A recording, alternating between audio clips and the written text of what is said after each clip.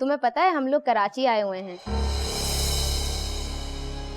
मेरा कराची यूनिवर्सिटी में एडमिशन हो गया है, तो मैं और अम्मी इस हवाले से तुमसे मिलना भी चाह रहे थे, लेकिन तुम्हारा फोन बंद था, तो फिर हम जामिन भाई के ऑफिस आ गए, क्योंकि हमें लगा तुमसे मिलने का तो अब एक यही रास्ता बाकी बचा है। क्या तुम लोग जामिन के ऑफिस आ गए हो? हाँ,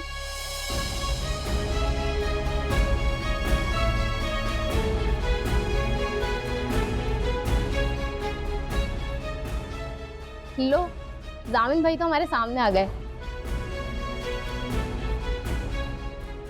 अस्सलाम वालेकुम जामिन भाई।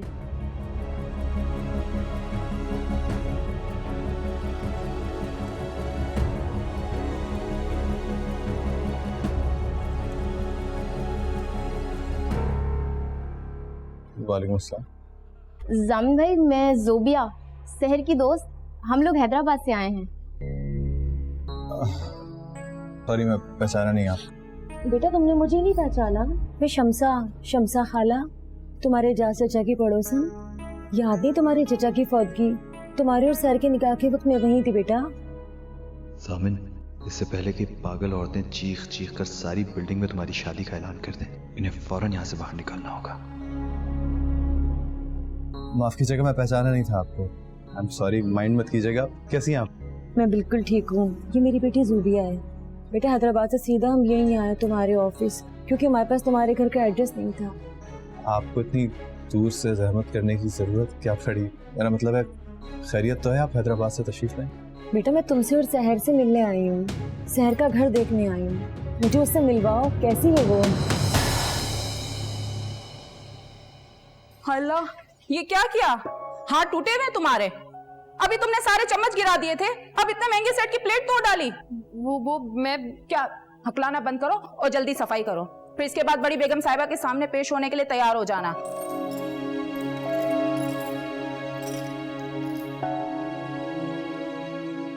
आप लोग थोड़ी देर मेरा वेट करें, मैं सर को लेकर आता हूँ। बैठिए।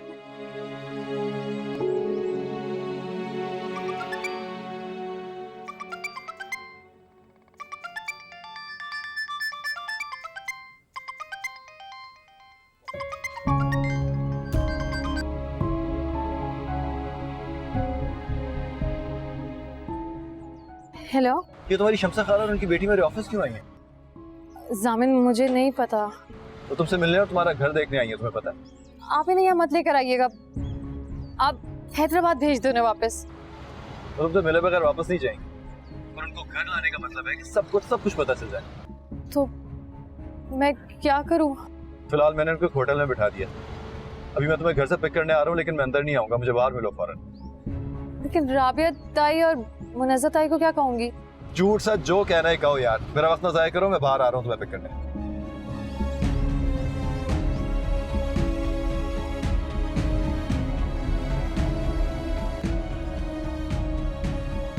कैसी अजीब बात, शहर का शोर हमें अपने घर लेकर नहीं गया, या होटल में बिठाकर उसे लेने चला गया। ऐसा कहाँ होता है भला? अजीब बात तो है, लेकिन अम्मी आप शहर से वो बात कहना मत भूलिएगा जिसके लिए हम हैदराबाद से कराची आए। पागल हो गई हो तुम? शहर से मिलने उसके घर तो जा नहीं सके, और तुम उसके घर में रहने का सोच रही हो। भूल जाओ इस बात को, और इस बात का जिक्र शहर से करना भी नहीं।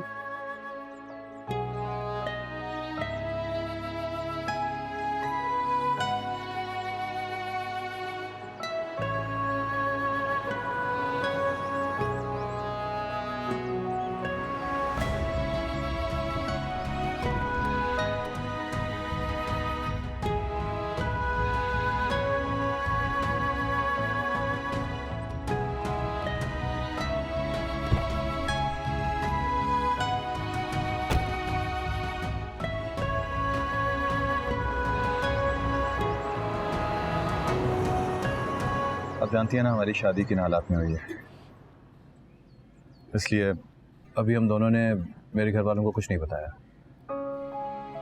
हम सही वक्त के इंतजार में हैं। इंशाअल्लाह कुछ अरसे बाद, मेरा मतलब है कुछ दिनों में, हम बता देंगे घर वालों को सब कुछ। ये मेरा और शहर का मुश्तरका फैसला है। मैं ठीक कह रहा हूँ ना सर? जी। बेटा अगर तुम बुरा ना मानो, क्या मैं सैर से 2 मिनट अकेले में बात कर सकती हूँ? खाला, आपने जो भी बात करनी है आप जामिन के सामने कह सकते हो। नहीं, इट्स ओके, चला जा, कीजिए बात आप।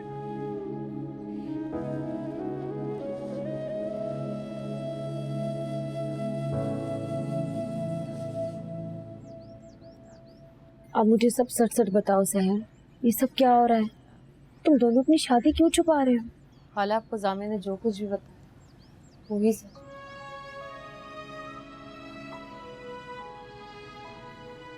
तुम किसी दबाव या परेशानी में आके तो ये नहीं कह रही? नहीं खाला, आपको मेरे लिए परेशान होने की जरूरत नहीं है। परेशान कैसे ना हो बेटा, तुम्हारे मरूम वालिद से वादा किया था तुम्हारा ख्याल अपनी बेटियों की तरह रखूंगी, इसीलिए सिर्फ तुमसे मिलने, तुम्हें देखने के हाथ तक आई हूँ। वो शादी नहीं थी, आप भी जानती हैं। मेरी शादी किसी और से हो रही जो हो नहीं पाई। फिर जामिन वहाँ आ गए और हादसाती तौर पे हम दोनों की शादी हो गई। हम दोनों एक दूसरे को ठीक से जानते नहीं है खाला। बाबा ने जबरदस्ती मुझे जामिन की जिंदगी में मुसल्लत कर दिया। क्या इसका रवैया तुम्हारे साथ खराब है? तुम्हें परेशान करता है, तंग करता है?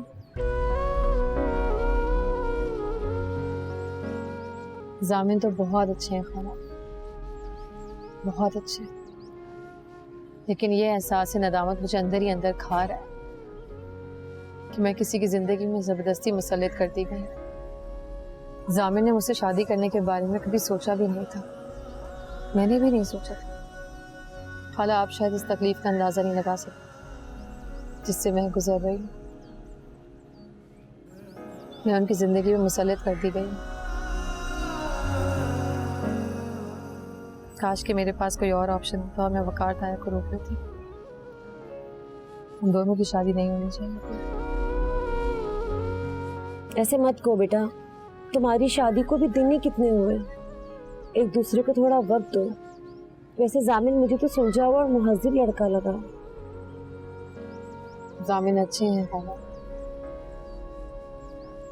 लेकिन शायद जो मैं कह रही हूँ आप समझ नहीं पा रहे। मैं सब समझ रही हूँ बेटा, तुम तो मेरे घर भी बिन बुलाए नहीं आती थी, मैं जानती हूँ इस शादी से तुम्हारी अना को ठेस पहुंची है। लेकिन बेटा अब तो शादी हो गई है, गुजरे हुए वक्त को तो कोई वापस नहीं ला सकता। मैं तुम्हें फिर कहूंगी, तुम्हें जामिन को थोड़ा वक्त देना चाहिए।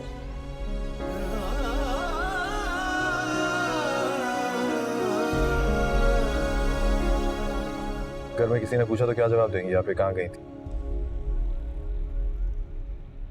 पता नहीं, आप बता दें। मैं क्या बता दूं? उस बैग में क्या? शम्सा खाला ने हम दोनों के लिए कुछ तोहफे दिए। खुदा का वास्ता बैग को गाड़ी में रहने दीजिएगा, साथ मत लेके जाइए। किसी ने आपके हाथ में देख लिया तो बिला वजह सवाल जवाब करेंगे। मैं दे दूंगा बाद में आपको।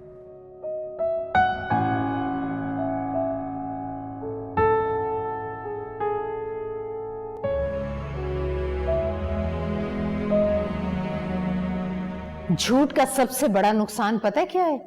सुबह बोला जाए तो शाम में भूल जाता है और शाम में बोला जाए तो सुबह बदल जाता है।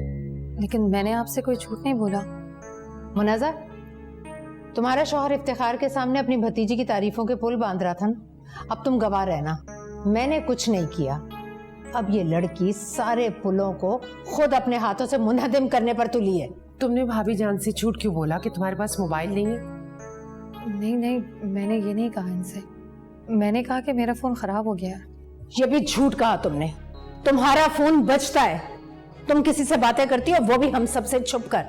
बताओ कौन है वो, किससे बातें करती हो और किससे मिलने गई थी? बोलो, कौन है वो लड़का? ताईजान प्लीज ऐसी बातें ना करें। 1 मिनट, पहली बात याद रखो कि मैं तुम्हारी ताई नहीं हूं, ये तुम्हारी ताई है। इसी का शौहर तुम्हें यहां लेकर आया था और उसी की वजह से तुम अब तक मेरे घर में रह रही हो। सर, ये सब कुछ क्या चल रहा है? तुम्हारा फोन तो खराब था ना, फिर ठीक कैसे हुआ? और तुम घर से बाहर जब गई थी तो तुम किसी को बता के क्यों नहीं गई? किसी से इजाजत क्यों नहीं ली तुमने? अब मेरा वो फोन वकार ताया ने ठीक करवा के दे दिया। तुम कहाँ गई थी और किससे मिलने गई थी? शम्सा खाला से। वो अपनी बेटी के साथ यहाँ आई थी। वो मुझसे मिलने के लिए यहाँ घर पर आना चाहती थी, लेकिन यहाँ बुलाना मुझे मुनासिब नहीं लगा, इसलिए मजबूरन मुझे उन्हें मना करने के लिए घर से बाहर जाना पड़ा। मैं नहीं मानती, झूठ बोल रही हो तुम।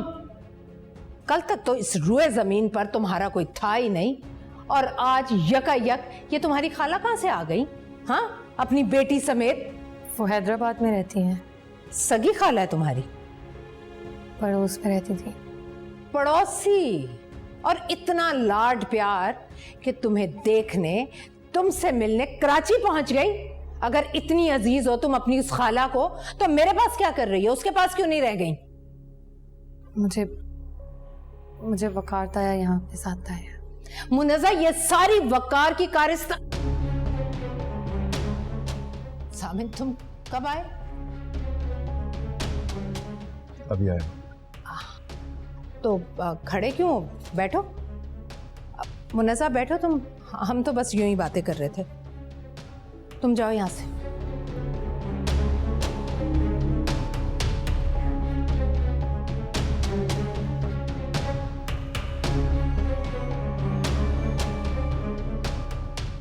चेंज करके आता हूँ टाइम में।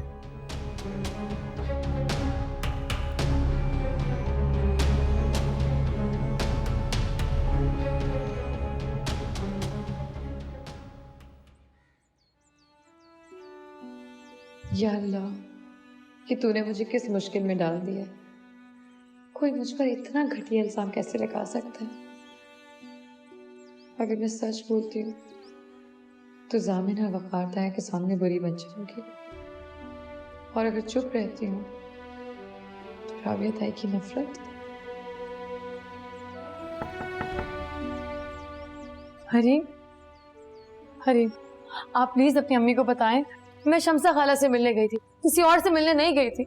मैं झूठ नहीं बोल रही। मैं हूं ना, तुम फिक्र मत करो, मैं उनसे बात करूंगी, ठीक है? परेशान मत हो।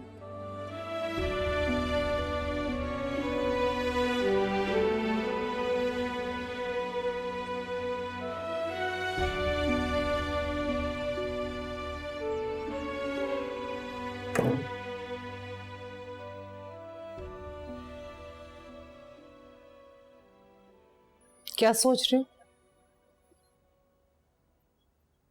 ताइमी का ये रूप मैंने इससे पहले कभी नहीं देखा। शहर के यहाँ आने से वो सारे मुर्दे कब्रों से बाहर निकल आए जो सालों से जमीन के अंदर दबे हुए थे। लेकिन ये तो एक्सट्रीम है अम्मी। है तो, लेकिन क्या करें, तुम्हारी ताई है ही ऐसी। तो परेशान हो गया हूँ सब कुछ देख के। हाँ, परेशान तो मैं भी हो गई हूँ देखकर, लेकिन इस मसले का कोई हल नहीं है। क्या मतलब हल नहीं है अम्मी? आप जाके समझाएं उनको, बात करें उनसे। मैंने उन्हें समझाने की बहुत कोशिश की थी, लेकिन उन्होंने उल्टा मुझे पे इल्जाम लगा दिया। इल्जाम? कौन सा इल्जाम? छोड़ो, मेरा तुम्हें मशवरा है कि तुम शहर के मामले से दूर ही रहो। मैं वैसे ही घर के मामलों में कहां बोलता हूँ। ताई जान उसे नौकरों की तरह ट्रीट कर रही है, घर के सारे काम उससे करा रही है, लेकिन इस तरह उसे मुजरिम बना के इतने सख्त सवाल करना, उसकी कैरेक्टर असैसिनेशन करना, यह सब कुछ ठीक नहीं है।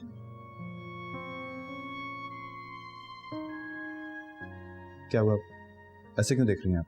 मैं देख रही हूँ कि तुम शहर के मुतालिक कुछ ज्यादा ही सोच रहे हो।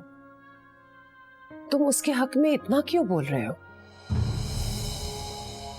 मैं तो वैसे ही एक बात कर रहा था। देखो बेटा, तुमने ये बात मेरे सामने तो कर ली है, लेकिन अपनी राबिया ताई के सामने ऐसी कोई बात मत करना। क्यों? क्योंकि तुम उनके होने वाले इकलौते दामाद हो। अगर उनके दिल में तुम्हारे खिलाफ बाल आ गया ना, तो ये किसी के भी हक में बेहतर नहीं होगा, ना तुम्हारे, ना मेरे, और ना ही तुम्हारे बाबा के। समझ रही हो ना मैं क्या कह रही हूँ?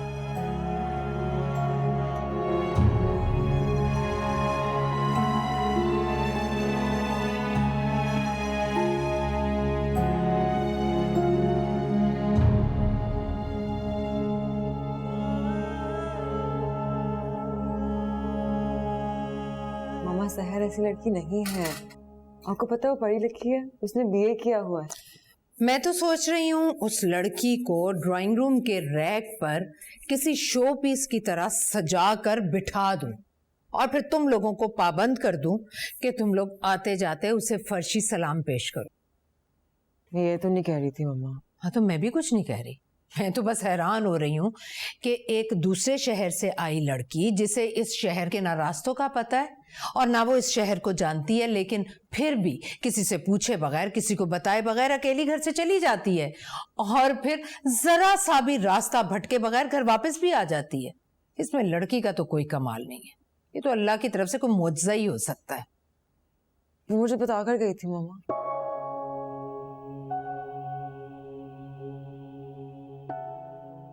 इनफैक्ट गाड़ी भी मैंने ही अरेंज की थी उसके लिए, इसीलिए मैं कह रही हूँ कि आपको उसके साथ ये सब कुछ नहीं करना चाहिए था। हाँ, तो ये सब उसे तब बताना चाहिए था ना, जब मैं और मुनज़्ज़ा उससे जिरा कर रहे थे। वो मैंने ही उसे बोला था कि मम्मा के सामने मेरा नाम मत लेना, और वो बेचारी मुझे बचाने के चक्कर में चुपचाप की सारी बातें सुनती रही। अच्छा बस करो, उसकी वकालत करनी और जाओ यहाँ से, जाओ।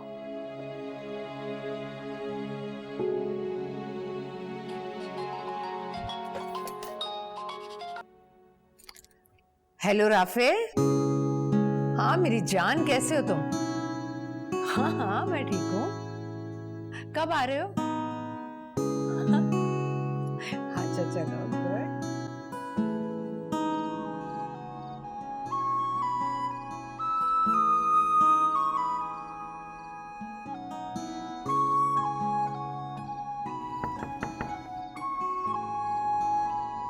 दरवाजा खुला है, अंदर आ जाएं।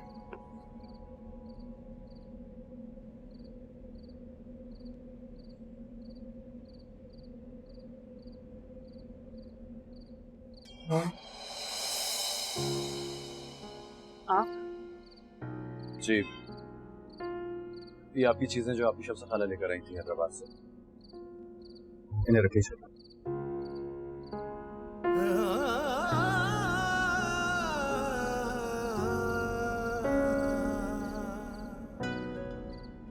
हो सके तो इन्हें की छुपा दीजिएगा, और अगर छुपाने की जगह ना हो तो किसी को दे दीजिए या जाया कर दीजिए प्लीज। आप समझ रही हैं ना मैं क्यों कह रहा हूँ सब कुछ।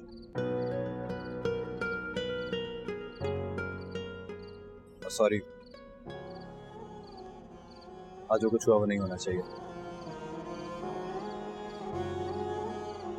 Sorry again. थोड़ा सा तो हक मेरा तुझ पे रहने दे पिया, झूठ मूठ ही सही पर अपना कहने दे पिया।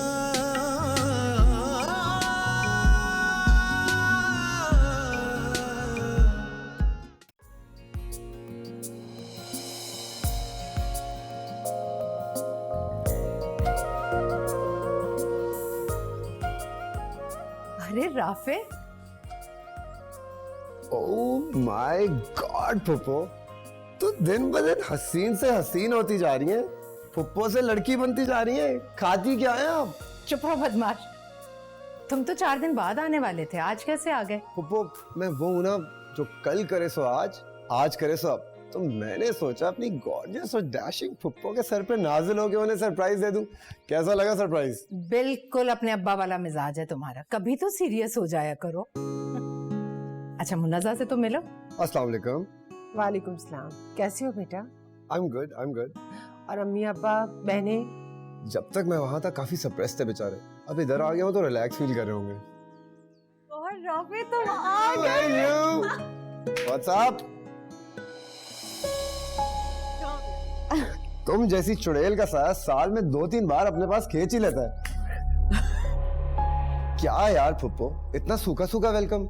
घर आए मेहमान से कोई ठंडा पूछा जाता है, चाय पूछी जाती है। अरे भाई तुम आते ही ऐसे जलजले की तरह हो कि कुछ याद ही नहीं रहता।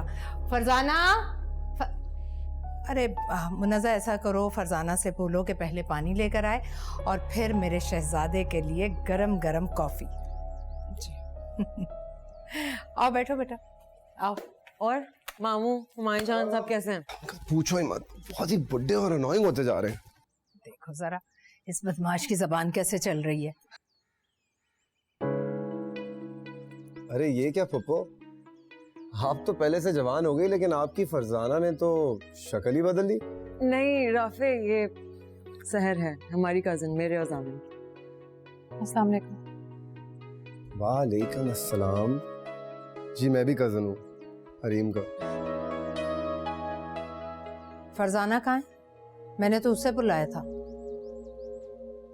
ये राफे का बैग ले जाओ गेस्ट रूम में, वहां की सफाई करो, बेडशीट चेंज करो और एसी ऑन कर दो। जी।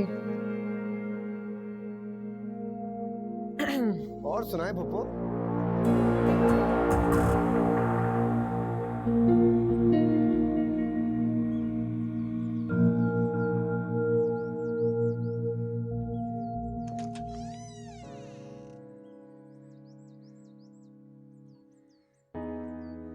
सहर, यही नाम बताया था ना आपका हरीम ने? जी। वैसे तो साल में 2-3 बार मैं आता जाता रहता हूँ, लेकिन आज से पहले ना कभी आपको देखा ना आपका जिक्र सुना। मैं यहाँ पहली बार आई हूँ। ओके, तो इससे पहले आप यहीं रहती थी? I mean, कराची में रहती थी? जी नहीं। तो फिर कौन सी कजन है आप? कुछ अपना तारुफ ही करा दे। फखार ताया और इफ्तिखार ताया मेरे ताया हैं। वैसे आप इन दोनों नामों के आगे जब ताया लगा ही चुकी थी, तो आपको फिर से ताया कहने की जरूरत नहीं थी। तो आप एजाज अहमद की बेटी हैं, the culprit of the family. आपके और हमारे खानदान के भी सबसे मशहूर आदमी थे आपके वालिद। खुशी और गम के हर मौके पे उनका जिक्र जरूर होता था। अनफॉर्चुनेटली अच्छे अल्फाजों में नहीं। मुझे अफसोस है कि आप एक ऐसे आदमी की बेटी हैं। मेरे बाबा एक बहुत अच्छे इंसान थे। उनके बारे में आपने जो कुछ भी सुना है वो गलत है, और जिस बात पर आप अफसोस कर रहे हैं मुझे उस बात पे फख्र है।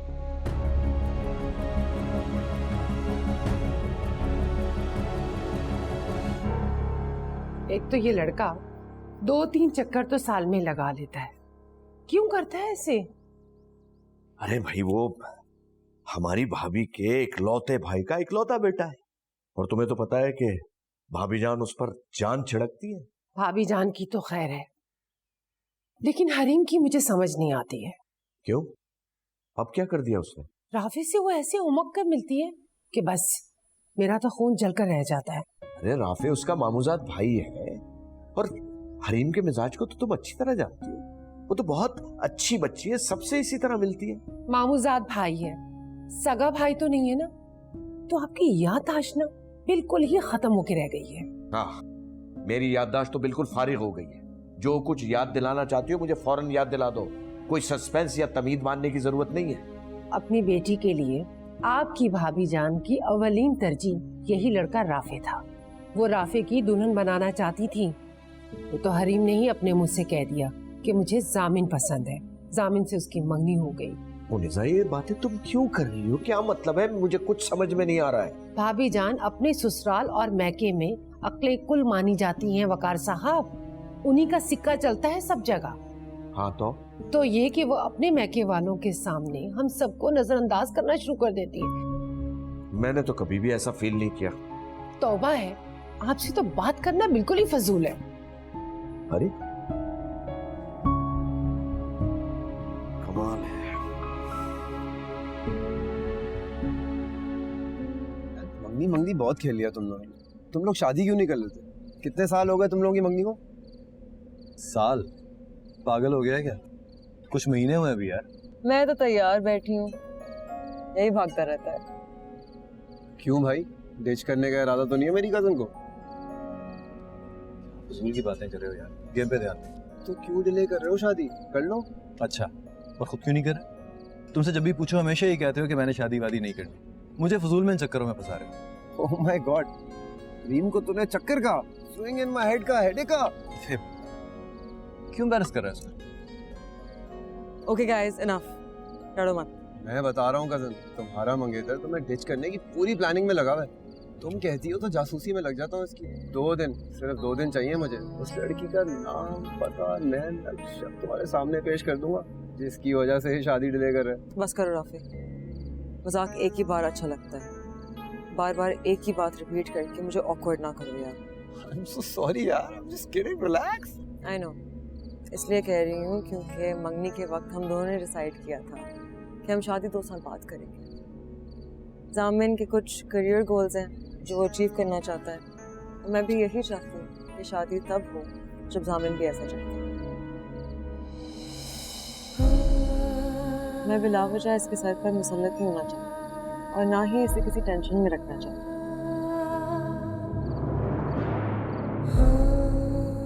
लोग शादी अपनी मर्जी और खुशी से करते हैं, दबाव और प्रेशर नहीं। That is deep, very deep actually.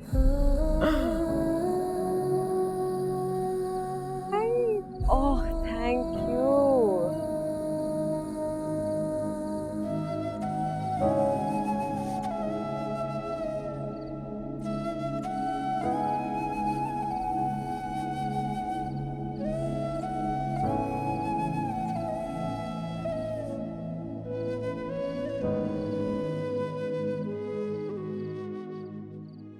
मेरे साथ जो हुआ सो हुआ, लेकिन हरीम के साथ तो उससे भी ज्यादा बुरा हो गया। वो बहुत अच्छी लड़की है, बहुत प्यार करती है वो सामन से।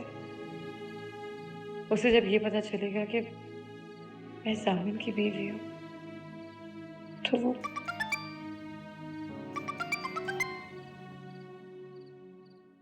अस्सलाम वालेकुम शम्स खाला। वालेकुम अस्सलाम। कैसी हो सहर? मैं ठीक हूँ, आप कैसी हैं? घर में सब कैसे हैं? सब ठीक है, लेकिन ना जाने मुझे क्यों हर वक्त तुम्हारी फिक्र खाए रहती है। तुम ठीक तो हो ना बेटा? ठीक खाला, ठीक हूँ मैं। वो जोड़ा जो मैं जामिन के लिए लाई थी, तुमने उसे दे दिया? जी दे दिया था। और बताओ बेटा, घर में बात खोलने का कोई बहाना मिला? नहीं खाला। तो फिर तुम रहती कहाँ हो? मेरा मतलब है तुम और जामिन एक कमरे में नहीं रहते? खाला प्लीज मुझसे इस तरह के कोई सवाल ना करें। इस वक्त मैं खुद अपने सामने एक सवाल बनकर खड़ी हूँ। समझ नहीं आता कि ऐसा क्या करूँ कि जामिन की जिंदगी से दूर हो जाऊँ। अल्लाह ना करे बेटा, ऐसी बुरी बुरी बातें तुम क्यों सोचती हो? इस वक्त मैं किस शर्मिंदगी से गुजर रही हूँ आपको अंदाजा नहीं है खाला। तुम फिक्र मत करो, सब ठीक हो जाएगा। अब खाला मैं बाद में बात करती हूँ आपसे। ठीक है बेटा, अल्लाह हाफिज।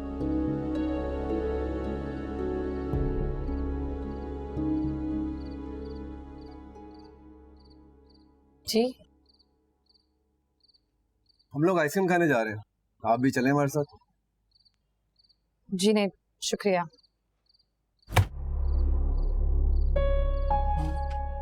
वैसे बड़े बद अखलाकी की बात है, आप मेरे मुंह पे दरवाजा बंद करें।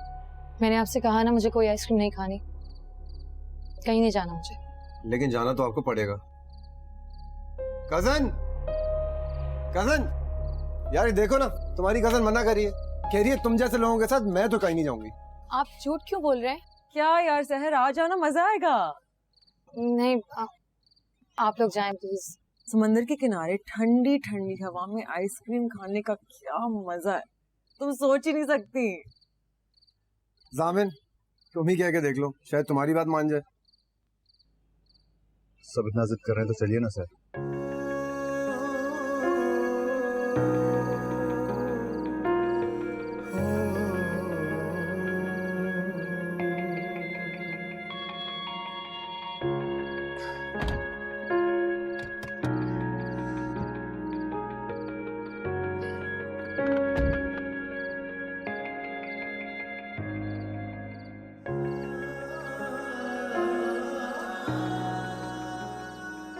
अरे आइए ना, बैठिए। क्या हुआ सहर, बैठो ना। राफे, तुम आगे आ जाओ ना, हरीम तो पीछे बैठ जाओ सर। कम ऑन यार, इससे क्या फर्क पड़ता है? यही तो मैं कह रहा हूँ, इससे क्या फर्क पड़ता है? यू ओके ना?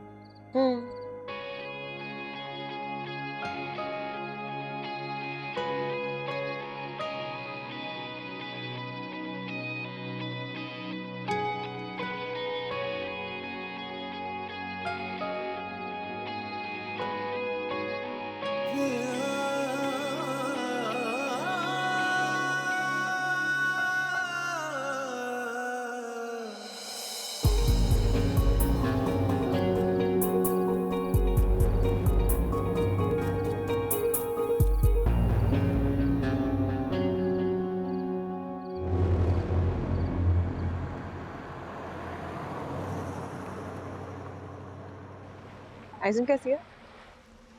मजे की है ना? It's my favourite. क्या यार, तुम लोग कपल हो, इतनी मुश्किल से तुम लोगों को घर से बाहर लेकर आओ, जाओ घूमो फिरो मजे करो, अभी से मम्मी पापा बन रहे हो तुम दोनों।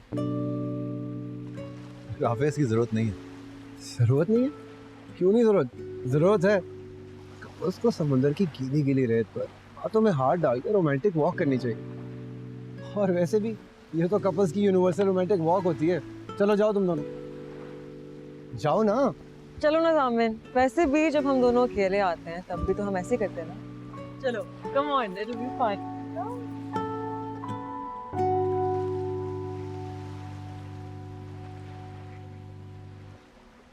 ये क्या, आप आइसक्रीम नहीं खा रही? तो सारी मेल्ट हो गई। मैं खा चुकी हूँ। वैसे अगर आप चाहें तो हम दोनों भी वॉक पे जा सकते हैं।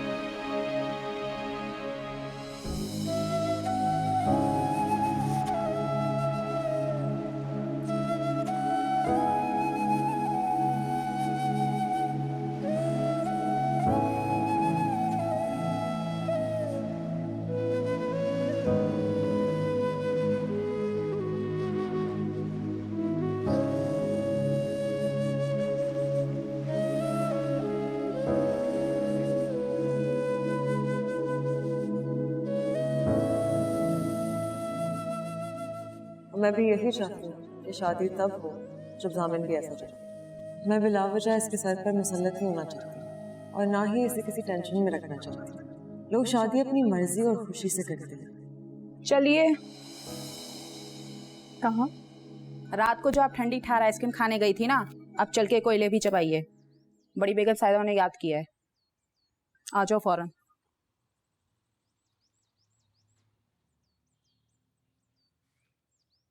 चूंटी बहुत छोटी होती है, उसकी कोई औकात नहीं होती, ज्यादातर जमीन के अंदर रहती है। और अगर जमीन के ऊपर घर के अंदर रहना पड़ जाए तो चुपचाप छुप छुपा कर घर की दर्जों कोनों खुदरों में रेंगती रहती है। तुम कोने खुदरों से ज्यादा जगह घेरने लगी हो, या दूसरे लफ्जों में कहूं तो पर पुर्जे निकालने लगी हो। मैं उनके साथ नहीं जाना चाहती थी। तुम जो चाहती हो उसकी कोई अहमियत नहीं है। अहम सिर्फ वो है जो मैं चाहती हूं। जी। क्यों गई थी तुम मेरे बच्चों के साथ? वो मुझे जबरदस्ती अपने साथ ले गए थे। तो मना करना चाहिए था तुम्हें। मैंने किया था मना। मैंने तुम्हें अपने घर रहने की इजाजत दी, 3 वक्त की रोटी भी खिला रही हूँ, बदले में तुम घर के छोटे मोटे काम कर रही। लेकिन इसका ये मतलब हरगिज नहीं कि तुम्हें मेरे बच्चों के साथ सैरो तफरी करने की इजाजत मिल गई। मैं नहीं जाना चाहती थी। हरीम मुझे अपने साथ। मजलूमियत का नाटक तुम जैसी लड़कियों का सबसे सस्ता और आसान हरबा है। इन हरबों को मैं अच्छी तरह से जानती हूँ, इसलिए तुम मुझे धोखा नहीं दे सकती सहर बीबी, और ना ही मुतासिर करने की कोशिश करना। तुम खुद को भी जानती हो और इस घर में अपनी हैसियत को भी जानती हो, और ये भी जानती हो कि तुम्हारी औकात क्या है। लेकिन आइंदा ऐसा नहीं होना चाहिए। आइंदा ऐसा कभी नहीं होना चाहिए। नहीं होगा, कभी नहीं होगा। जाओ।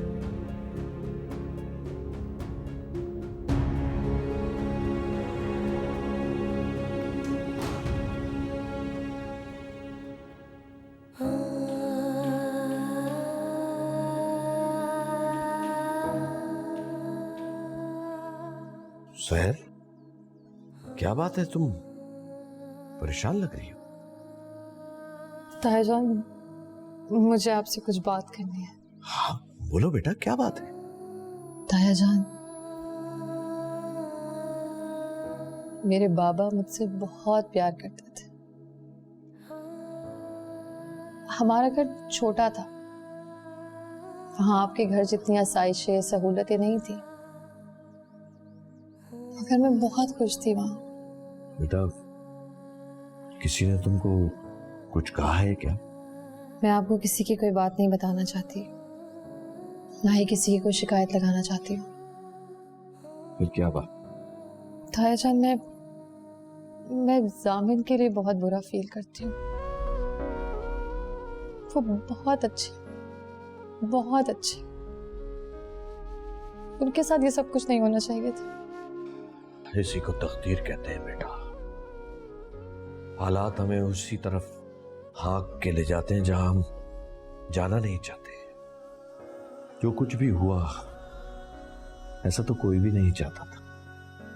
मैं तो मजबूर थी, बेबस थी। मेरे पास तो कहीं जाने की जगह नहीं थी, ना ही मैं अपने मरते हुए बाबा को इनकार कर सकती थी। लेकिन आप तो उन्हें मना कर सकते थे ना। फिर आपने ये सब कुछ क्यों होने दिया था? जान, वो भाई था मेरा छोटा भाई। अगर उस वक्त मैं उसको मायूस कर देता तो क़यामत के दिन उसे क्या मुंह दिखाता।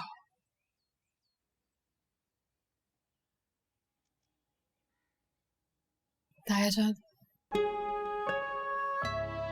मैं जामिन को देखती हूँ, उनकी बेबसी को देखती हूँ, बहुत गुस्सा आता है खुद पर। मैंने उनके साथ बहुत ज्यादती कर दी। मेरा तो कोई हक नहीं कि मैं उनकी जिंदगी में शामिल हो जाऊं।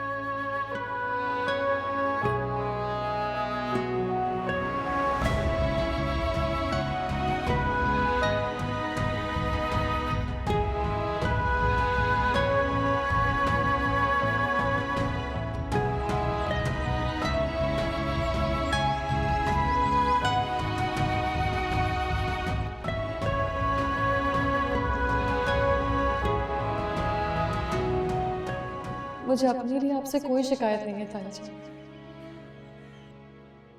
लेकिन जो कुछ जामिन के साथ हो रहा है, जामिन ये सब कुछ डिजर्व नहीं करते। उनके साथ हमने बहुत ज्यादती कर दी, बहुत ज्यादती हो गई जामिन के साथ।